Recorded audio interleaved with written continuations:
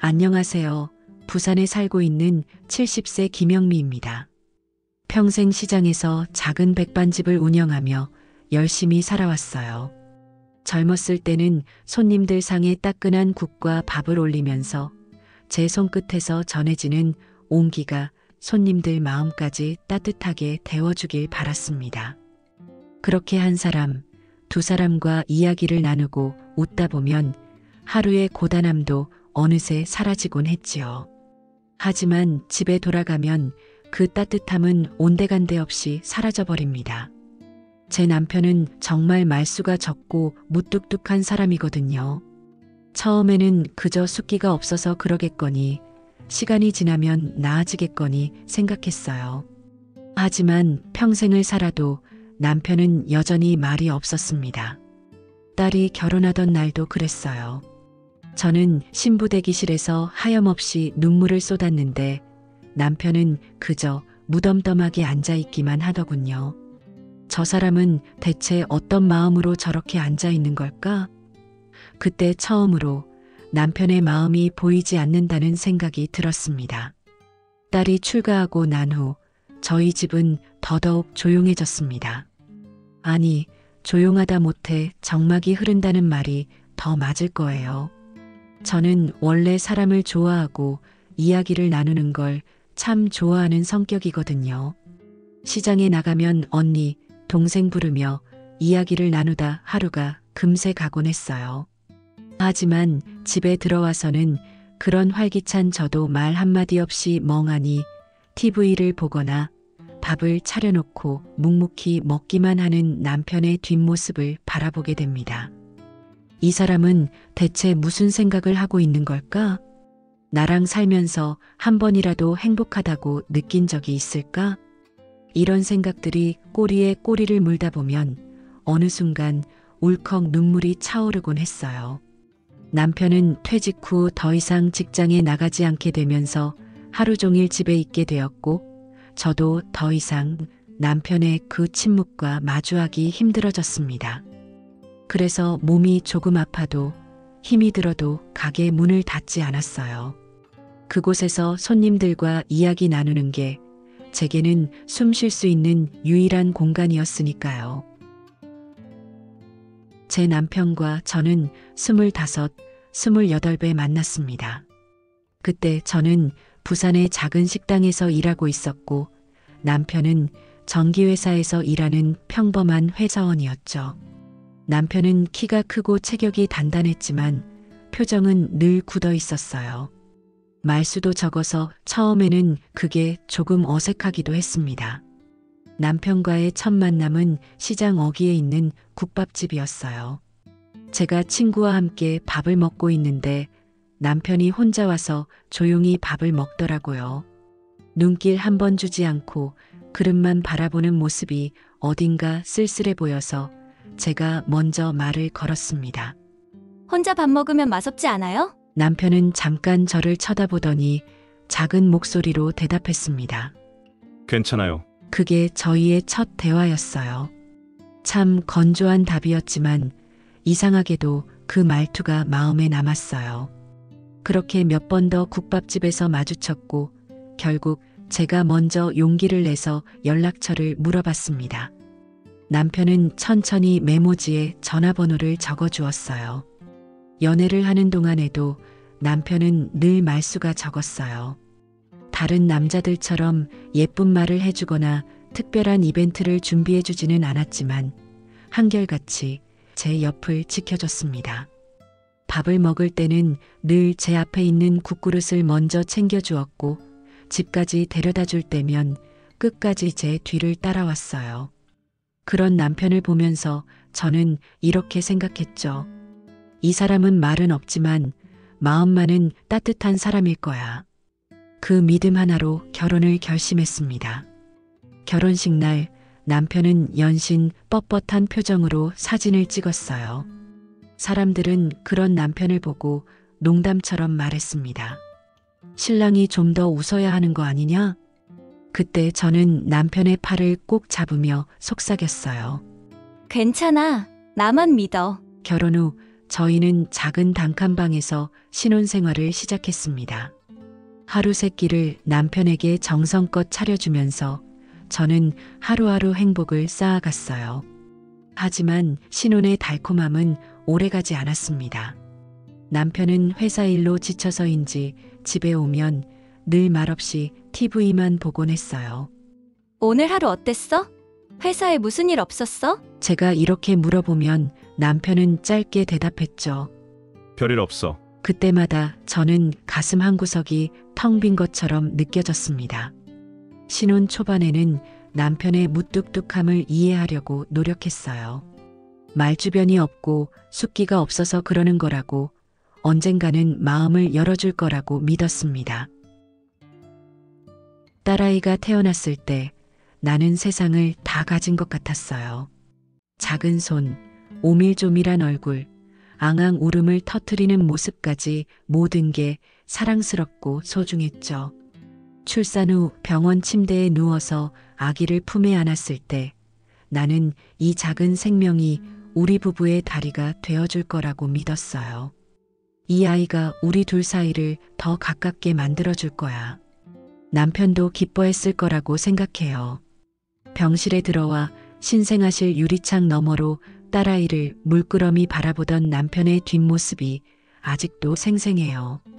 하지만 그 모습조차 말없이 서 있는 벽처럼 느껴졌어요. 나는 조심스럽게 말을 걸었죠. 여보, 우리 딸 참 예쁘지? 남편은 고개를 끄덕이며 짧게 말했어요. 응. 예쁘네. 그 말 한마디에 나는 서운함과 기쁨이 동시에 밀려왔어요. 어색한 말투라도, 그 짧은 대답이라도 남편의 진심이 담겨 있을 거라 믿고 싶었어요. 하지만 집으로 돌아오고 육아가 시작되면서 나는 다시 혼자가 된 기분이 들기 시작했어요. 아이가 밤새 울어도 남편은 늘 등을 돌리고 잠을 잤고, 새벽에 일어나 우유를 데우고 기저귀를 갈아주는 일은 언제나 내 몫이었어요. 여보, 오늘은 당신이 좀 도와줘. 몇 번이고 부탁해봤지만 남편은 피곤하다며 미안한 표정으로 돌아눕곤 했습니다. 나는 매일같이 부엌과 아기 방을 오가며 하루를 보냈어요. 남편은 성실한 사람이었어요. 매달 월급을 꼬박꼬박 가져왔고 휴일이면 집에 머물렀어요. 하지만 함께라는 느낌은 어디에서도 찾을 수 없었습니다. 아이가 조금씩 자라기 시작하면서 나는 남편과의 거리가 더 멀어지는 걸 느꼈어요. 딸아이가 처음으로 아빠라고 부르던 날 나는 울컥해서 눈물이 났어요. 당신 들었어? 우리 딸이 아빠라고 불렀어. 나는 기쁜 마음으로 남편을 바라봤지만 남편은 밥을 먹다 말고 고개를 들어 딸아이를 보더니 짧게 웃으며 말했습니다. 그래. 잘했네. 그 한마디가 끝이었어요. 남편은 다시 밥을 먹기 시작했고 나는 그 장면을 보며 마음 한구석이 덜컥 내려앉는 기분이 들었어요. 저 사람은 왜 저렇게 무뚝뚝할까? 왜 나는 이 사람에게 더 이상 기대하지 못하게 된 걸까? 남편은 좋은 아빠였을까요? 딸아이의 어린이집 재롱잔치에 한 번도 참석한 적이 없고 생일마다 함께 케이크를 자른 적도 없었습니다.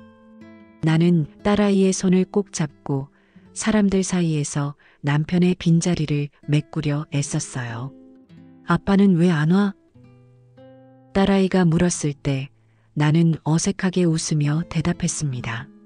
아빠는 오늘 회사 일이 많아서 그래. 하지만 딸이 잠든 밤 나는 남편에게 물었어요. 당신은 왜 아이에게 관심이 없어? 왜 우리한테 마음을 열지 않는 거야? 남편은 긴 한숨을 내쉬며 말했습니다. 나도 내가 어떻게 해야 할지 모르겠어. 그 한마디에 나는 아무 말도 하지 못했습니다. 남편은 분명 나름의 이유가 있었겠죠. 표현이 서툰 사람, 정서적으로 솔직하지 못한 사람. 하지만 나에게는 그 이유가 위로가 되지 않았습니다. 그렇게 시간이 흘러 딸아이가 초등학교에 들어갔습니다. 딸은 여전히 아빠를 좋아했고 아빠에게 다가가려고 했습니다. 아빠, 나 오늘 받아쓰기 100점 받았어. 딸아이가 활짝 웃으며 시험지를 내밀었을 때 남편은 고개를 끄덕이며 말했습니다. 잘했어. 딸의 얼굴이 서서히 굳어가는 걸 보면서 나는 마음이 찢어질 것 같았어요. 아이는 아빠의 사랑을 받고 싶어 했지만 남편은 여전히 자기만의 껍질 속에 갇혀 있었어요. 나도 더 이상 남편에게 기대를 걸지 않기로 했습니다. 기대를 걸었다가 무너지는 순간이 더 아프니까요. 그래서 나는 딸에게 더 집중하기로 했어요. 딸아이와 함께 시장에 가고 가게에서 함께 밥을 차려 먹으며 시간을 보냈어요. 남편은 여전히 퇴근 후 밥만 먹고 TV 앞에 앉아 있었고 나는 그런 남편을 뒤로 한 채 딸과 함께 웃었습니다. 그날 이후로 나는 남편에게 어떤 기대도 하지 않기로 다짐했어요. 나는 딸과 함께 살아가는 것만으로도 충분히 행복해지려고 했어요. 하지만 마음 한구석에서는 여전히 남편과의 벽을 허물고 싶다는 바람이 남아 있었습니다. 당신이 조금만 더 나와 딸에게 다가와 주었더라면 얼마나 좋았을까. 이제 와서 후회해도 소용없다는 걸 알기에 나는 그 후회와 외로움을 혼자 끌어안고 살아왔습니다. 그렇게 세월이 흘렀고 딸은 자라서 결혼을 하게 되었어요. 딸의 결혼식장에서 남편과 나는 여전히 서로의 눈을 마주치지 않았습니다. 남편이 은퇴를 한 날 나는 작은 케이크 하나를 사서 집으로 돌아왔어요. 퇴직금 이야기를 하며 웃고 떠들지는 못하더라도 수고했다고 따뜻한 말 한마디 정도는 나눌 수 있을 거라 생각했죠. 케이크에 초를 꽂고 남편 앞에 내밀었습니다. 여보, 정말 고생 많았어. 이제는 좀 편하게 쉬어. 남편은 초를 불지도 않고 가만히 케이크를 바라보더니 조용히 말했어요. 이제 쉬어야지. 그 한마디로 끝이었습니다. 나는 남편이 은퇴 후 새로운 시간을 어떻게 채워갈지 기대하기도 했고 걱정되기도 했습니다. 하지만 몇 달이 지나자 걱정은 현실이 되었고 기대는 무너져 내렸습니다. 남편은 아침에 눈을 뜨자마자 텔레비전 리모컨을 집어들었고 하루 종일 채널을 이리저리 돌리며 소파에 앉아 있었습니다. 퇴직한 사람들 중에는 등산을 가거나 취미를 찾는 경우도 많다고 들었는데 남편은 집 밖으로 나가는 일이 거의 없었어요. 당신 동네 친구들이랑 바둑이라도 두러 나가보지 그래? 한 번은 이렇게 말을 꺼냈지만 남편은 고개를 저으며 말했습니다. 그런 거 안 좋아해. 그렇게 시간이 흐르면서 우리 집은 점점 더 조용해졌습니다. 아니, 조용이라는 말로는 부족했어요. 그건 적막이었고 숨이 막힐 듯한 고립감이었어요. 퇴직 후 남편은 모든 시간을 집에서 보냈고 나는 가게에서 대부분의 시간을 보냈습니다. 가게에서는 손님들과 이런저런 이야기를 나누고 웃음을 지었지만 집에 돌아오면 나는 마치 다른 세상으로 넘어온 듯한 기분이 들었습니다. 오늘 가게에 손님이 정말 많았어. 어떤 아저씨는 국이 정말 맛있다고 칭찬도 하고 갔어. 집에 돌아와서 이런저런 이야기를 건네보지만 남편은 텔레비전에서 눈을 떼지 않은 채 말했습니다. 그래, 다행이네. 그 순간 나는 남편의 옆모습을 바라보다가 문득 깨달았습니다.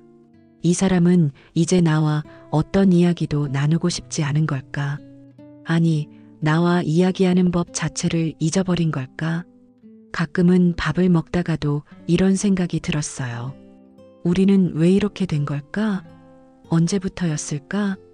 우리가 이렇게 서로를 외면하기 시작한 게 남편은 나와의 대화에서 벗어나고 싶어 하는 것처럼 보였고 나는 그런 남편을 보며 더 이상 대화를 시도할 용기조차 잃어버렸습니다. 어느 날 몸이 심하게 아팠던 적이 있어요. 허리가 끊어질 듯 아팠고 머리가 핑핑 돌았습니다. 여보, 나 오늘 좀 누워 있어야 할 것 같아. 하지만 남편은 짧게 고개를 끄덕이며 말했습니다. 그래, 쉬어요. 그게 끝이었어요. 나는 남편이 나를 걱정하거나 약을 건네줄 거라는 기대는 이미 버렸습니다. 그날 밤 나는 혼자 누워 천장을 바라보며 이런 생각을 했어요. 이 사람과 나는 이제 아무런 연결고리가 없구나. 그저 같은 공간에 머무를 뿐 우리는 더 이상 부부가 아니구나. 어쩌면 남편도 나와 같은 생각을 했을지 몰라요. 하지만 그는 결코 자신의 마음을 털어놓지 않았고 나는 그의 마음을 이해하기 위해 노력하는 것을 멈췄습니다. 퇴직 후 남편은 나를 외롭게 했고 나는 그 외로움 속에서 점점 더 작아져 갔습니다. 가끔 창밖을 보며 나는 생각했어요. 이제 내 삶도 얼마 남지 않았는데 이렇게 외롭게 끝내야 할까? 정말 이 사람과 이 공간에서 마지막을 맞아야 할까? 하지만 그 질문에 대한 답을 내리는 건 너무 두려웠습니다. 내가 살아온 모든 세월을 부정하는 것만 같았으니까요. 언제부턴가 몸이 예전 같지 않았습니다. 아랫배가 묵직하게 아프고 자주 피곤함이 몰려왔어요. 처음엔 그저 나이 탓이라 생각했습니다. 나이 들면 누구나 여기저기 아픈 데가 생긴다잖아요. 그런데 시간이 지날수록 통증은 잦아지고 몸은 자꾸만 무거워졌습니다. 어느 날 가게에서 반찬을 만들다가 주저앉고 말았습니다. 숨을 몰아쉬며 천천히 일어섰지만 그 순간 이건 그냥 지나갈 일이 아니구나 싶었어요. 여보, 나 병원에 좀 다녀와야 할 것 같아. 저녁 식탁에서 조심스럽게 말을 꺼냈습니다. 남편은 젓가락을 멈추고 잠시 나를 쳐다보더니 고개를 끄덕였습니다. 그래, 다녀와. 그게 다였습니다. 아무 말도 없었고 아무 표정도 없었어요. 어디가 아픈데? 라거나 괜찮아? 라고 물어보지도 않았습니다. 다음 날 병원을 찾아갔습니다. 검사를 마치고 의사 선생님이 차트를 내려놓으며 조심스럽게 말했습니다. 자궁 내막에 이상 소견이 있습니다. 수술을 통해 자궁을 제거하는 게 가장 좋은 방법입니다. 그 말을 듣는 순간 손이 떨리고 귀가 멍해졌습니다. 암이라는 단어가 귓가에 맴돌았어요. 내가 암에 걸리다니. 남들이나 겪을 일이라고 생각했던 일이 내게 닥치다니. 병원을 나서며 하늘을 올려다봤습니다. 너무나 맑고 푸른 하늘이 얄밉게 느껴졌어요. 가게 문을 닫고 집으로 돌아가는 길, 발걸음이 천근만근이었습니다. 그날 저녁 남편에게 수술이 필요하다는 이야기를 꺼냈습니다. 나 병원에서 수술 받아야 한대. 자궁에 문제가 있대. 남편은 잠시 고개를 들고 나를 바라보다가 말했습니다. 그래, 그럼 입원해야겠네. 그게 끝이었어요. 그 짧은 한마디로 남편의 반응은 끝이 났습니다. 나는 더 이상 말을 잇지 못했습니다. 남편에게 실망할 때가 한두 번이 아니었지만 그날은 정말이지 마음이 무너져 내리는 것 같았어요. 그래, 기대하지 말자. 기대하면 더 아플 뿐이야.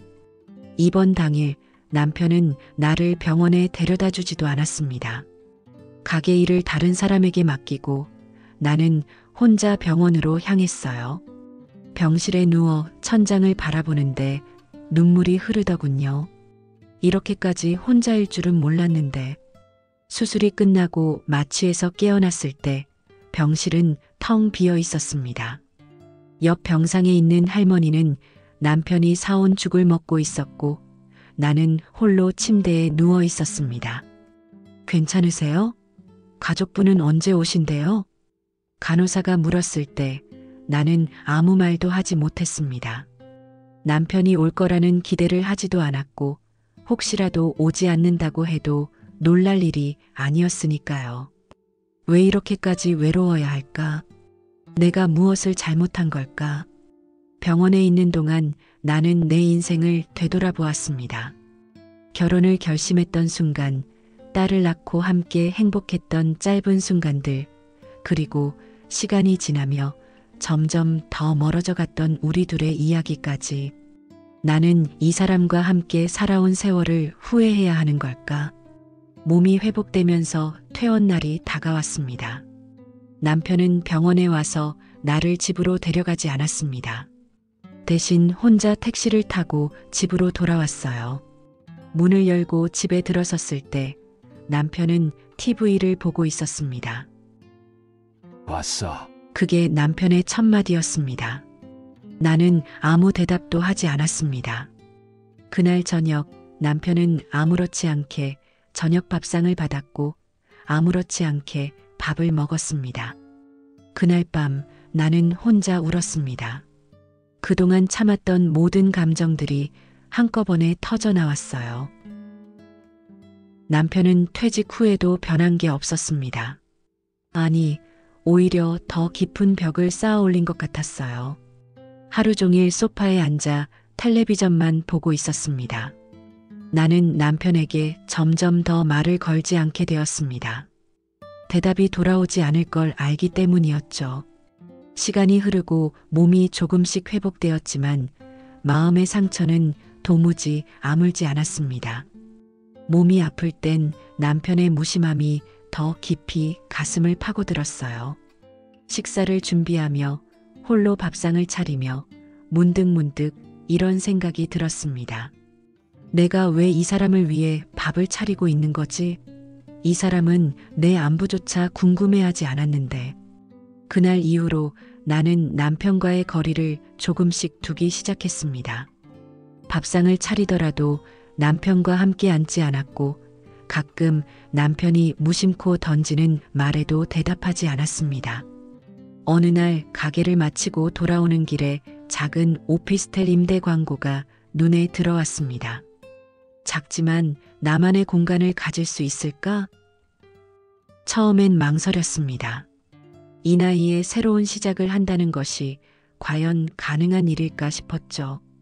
하지만 곧 마음을 다잡았습니다. 이제는 나 자신을 위해 살아야겠다고, 더 이상 남편의 무심함에 상처받고 싶지 않다고 생각했어요. 며칠 후 작은 오피스텔을 계약했습니다.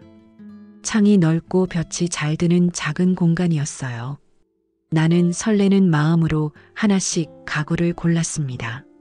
작은 식탁, 편안한 소파, 그리고 따뜻한 느낌의 커튼까지. 비록 크지 않은 공간이었지만 그곳은 오롯이 나만의 보금자리였어요. 여기서라면 나도 웃을 수 있을 것 같아. 여기서라면 나도 나를 위해 밥을 차릴 수 있을 것 같아. 오피스텔에 작은 밥솥과 냄비를 들여놓고 나니 마음이 조금씩 평온해졌습니다. 시장에서 장을 보고 작은 냄비에 국을 끓여 혼자 밥을 먹으며 나는 처음으로 편안함을 느꼈습니다. 하지만 남편에게 이 사실을 말하는 건 쉽지 않았습니다. 그 사람의 반응이 뻔히 보였으니까요. 그래도 나는 이대로 남편 옆에서 외로움에 갇힌 채로 늙어가고 싶지 않았습니다. 어느 날 저녁 남편과 함께 식탁에 앉았습니다. 오랜만에 마주 앉아 있는 둘 사이에는 어색함과 적망만이 가득했어요. 나 오피스텔을 하나 계약했어. 남편은 젓가락을 멈추고 나를 바라보았습니다. 그의 얼굴에 드러난 감정은 놀람과 혼란이었어요. 오피스텔. 그게 무슨 말이야? 이제 남은 내 인생은 나를 위해 살고 싶어. 당신과 이 집에서 더 이상 이렇게 살고 싶지 않아. 남편은 아무 말도 하지 못했습니다. 그저 나를 멍하니 바라볼 뿐이었어요. 이혼까지는 아니어도 나는 나만의 공간에서 나만의 시간을 가지고 싶어. 남편의 눈동자가 흔들리는 걸 보았습니다. 평생을 함께 살아온 아내가 떠나겠다는 선언 앞에서 그는 무너지는 듯한 표정을 지었어요. 하지만 그럼에도 그는 아무런 말도 하지 않았습니다.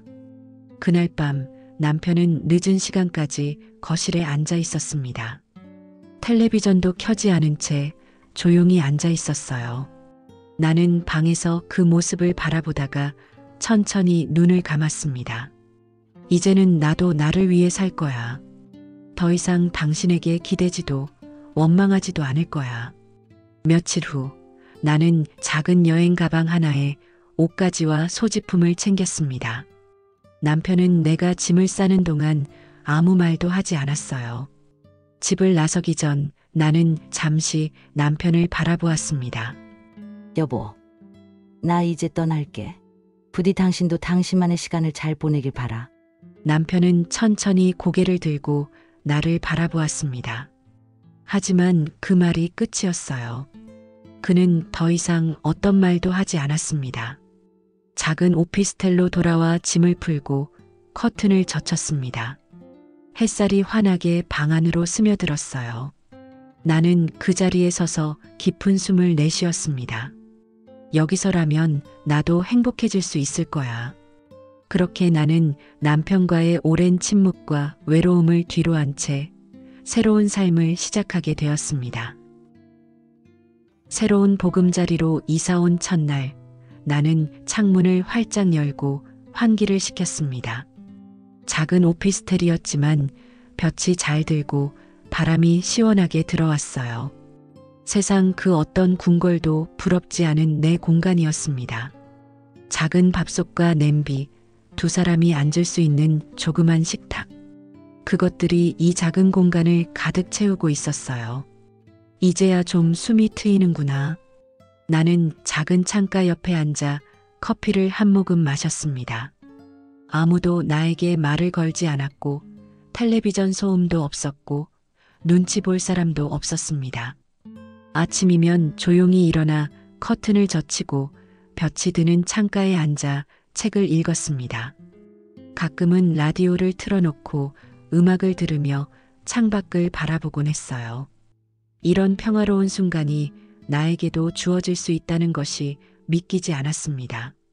며칠 후 나는 다시 가게 문을 열기로 결심했습니다. 완전히 몸이 회복된 건 아니었지만 집에 가만히 앉아 있으면 괜히 몸이 더 무거워지는 느낌이 들었거든요. 예전처럼 하루 종일 가게에 있지는 않고 점심 장사만 하기로 했습니다. 첫날 가게 문을 여는 순간 나는 긴장과 설렘이 동시에 밀려왔습니다. 가게 안은 여전히 내가 떠난 그날의 모습 그대로였어요.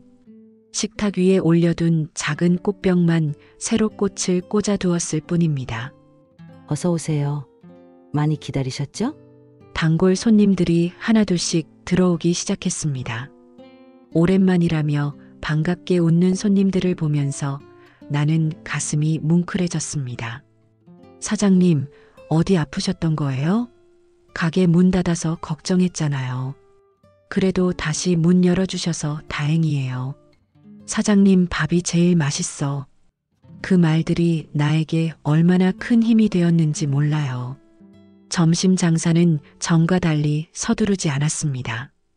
메뉴도 간단하게 줄였고 무리하지 않는 선에서 천천히 움직였습니다. 매출은 예전보다 줄었지만 그게 뭐 중요하겠어요. 더 이상 몸이 축날 걱정을 하지 않아도 되었으니까요. 천천히 욕심내지 말고 할 수 있을 만큼만 하자. 가게 문을 닫고 작은 오피스텔로 돌아가는 길, 나는 종종 작은 빵집에 들러 빵을 사거나 편의점에서 간단한 간식을 사곤 했습니다. 그렇게 집에 돌아와 문을 잠그고 작은 소파에 몸을 기대면 그제야 비로소 긴장이 풀리곤 했어요. 아, 이곳에서는 누구의 눈치도 보지 않아도 돼. 나는 종종 그렇게 혼잣말을 했습니다. 주방에 서서 국을 데우고 밥을 퍼담으며 나 자신을 위해 따뜻한 밥상을 차려냈습니다.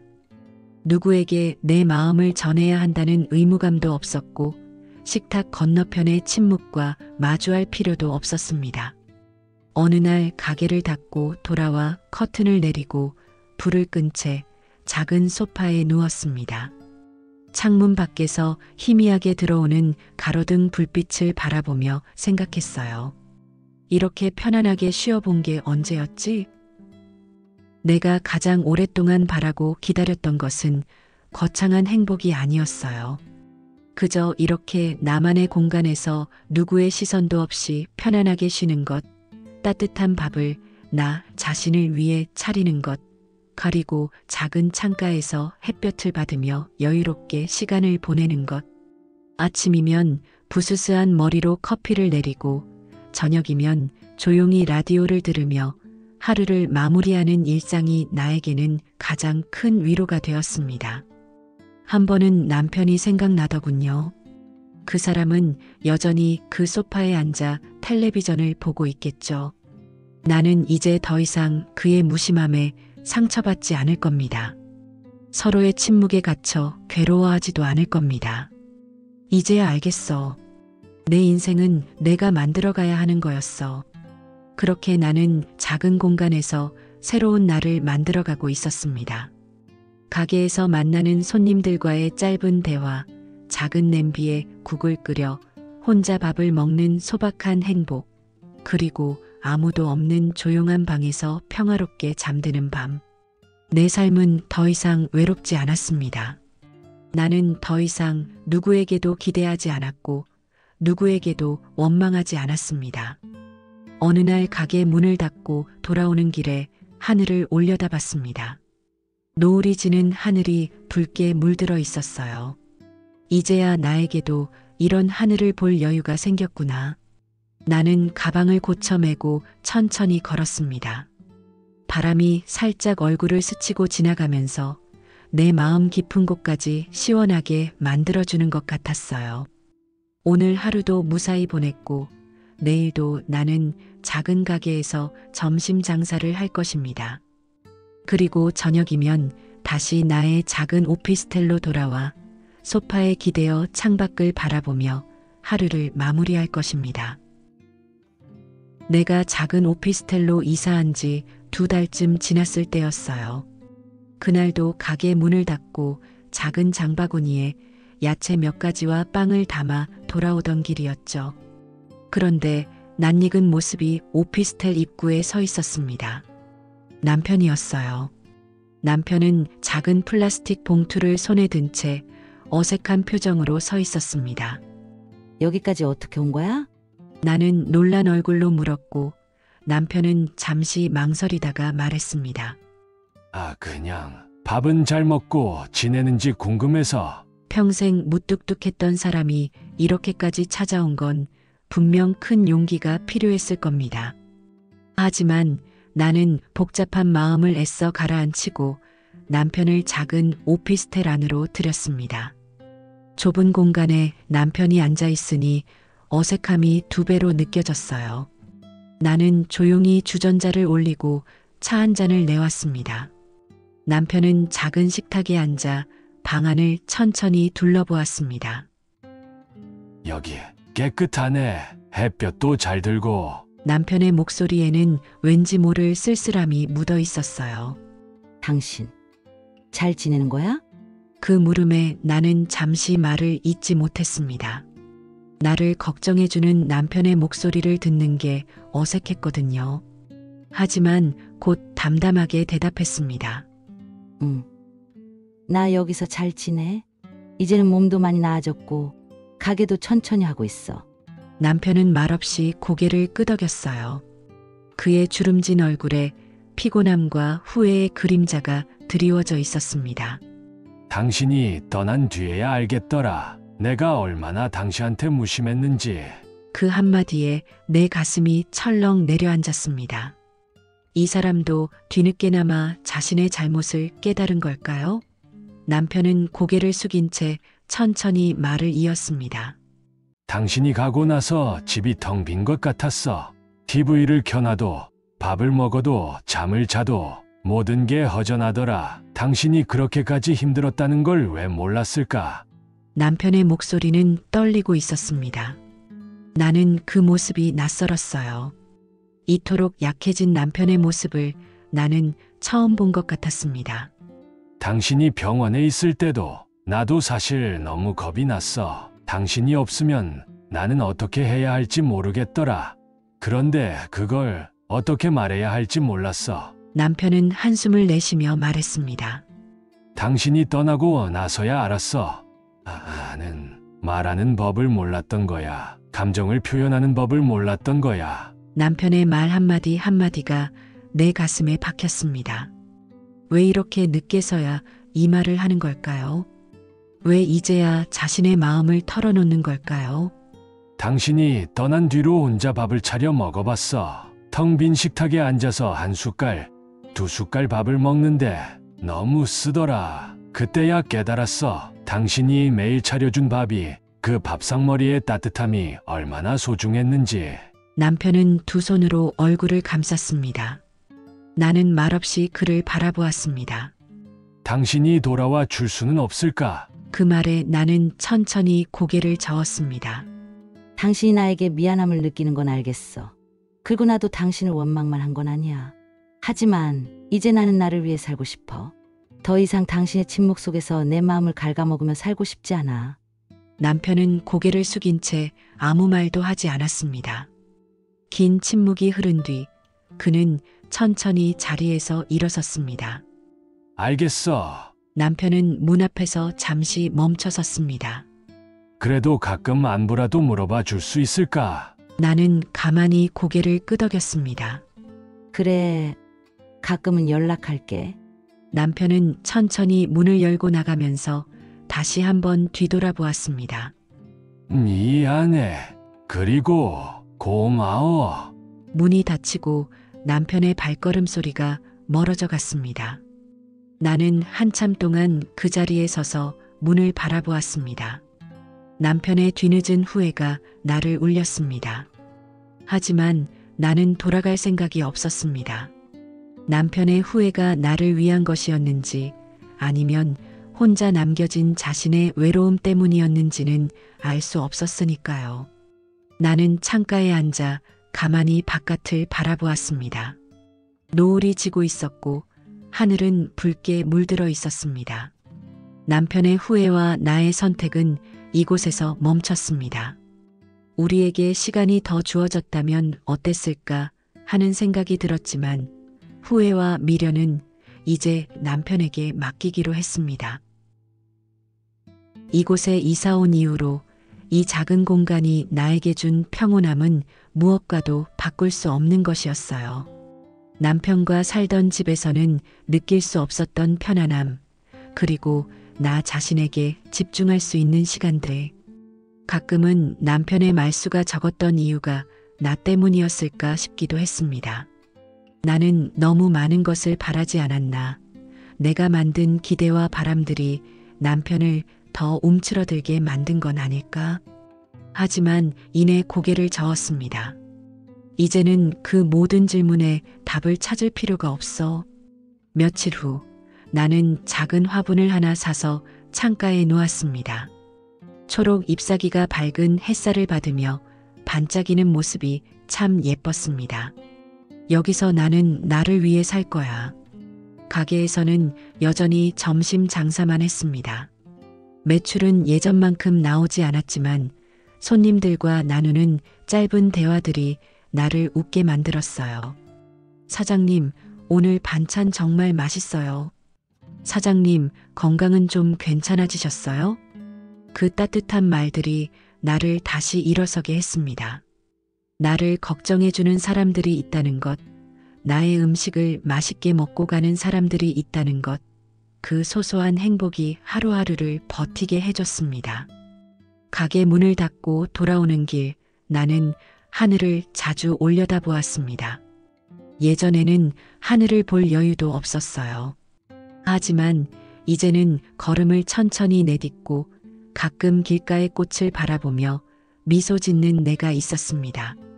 그날 밤 나는 작은 다이어리를 꺼내어 글을 썼습니다. 이제 나는 나 자신을 위해 살아갈 것이다. 매일 아침 작은 행복에 감사하며 저녁에는 편안한 마음으로 잠들 것이다. 그리고 가끔은 남편과 따뜻한 밥 한 끼를 나눌 것이다. 하지만 그 이상을 기대하지는 않을 것이다. 펜을 내려놓고 창밖을 바라보았습니다. 창가에 놓은 작은 화분이 은은한 가로등 불빛에 비치고 있었습니다. 그래, 이렇게 충분해. 다음 날 아침 나는 조금 더 일찍 일어나 커튼을 활짝 열었습니다. 볕이 잘 드는 작은 창문으로 따뜻한 햇살이 쏟아져 들어왔습니다. 나는 주방으로 가서 조심스럽게 밥을 지었고 작은 반찬들을 꺼내 식탁에 올렸습니다. 오늘 하루도 잘 살아보자, 영미야. 조용히 스스로에게 말을 건넸습니다. 가게로 가기 전 나는 작은 메모지에 글을 적었습니다. 오늘도 따뜻한 하루 보내세요. 그 메모를 작은 화분 옆에 붙여두고 가게 문을 열었습니다. 가게에는 손님들이 하나둘 들어오기 시작했고 나는 그들에게 따뜻한 밥과 국을 내어주었습니다. 사장님, 오늘은 기분이 좋아 보이시네요. 한 손님이 웃으며 말을 건넸습니다. 나는 그 말을 듣고 활짝 웃었습니다. 네, 오늘은 기분이 정말 좋아요. 남은 인생은 더 이상 누군가에게 기대거나 상처받지 않을 것입니다. 가끔 남편과 연락을 하고 가끔 얼굴을 보더라도 나는 다시 그 시절로 돌아가지 않을 것입니다. 우리의 지난 날은 이미 흘러가 버린 물과 같고 나는 이제 그 흐름을 따라 나만의 길을 걸어갈 것입니다. 그래, 이제 괜찮아.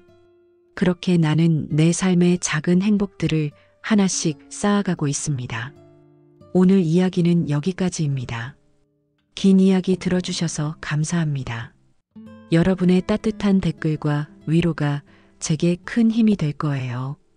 여러분도 여러분만의 행복을 꼭 찾기를 바랍니다.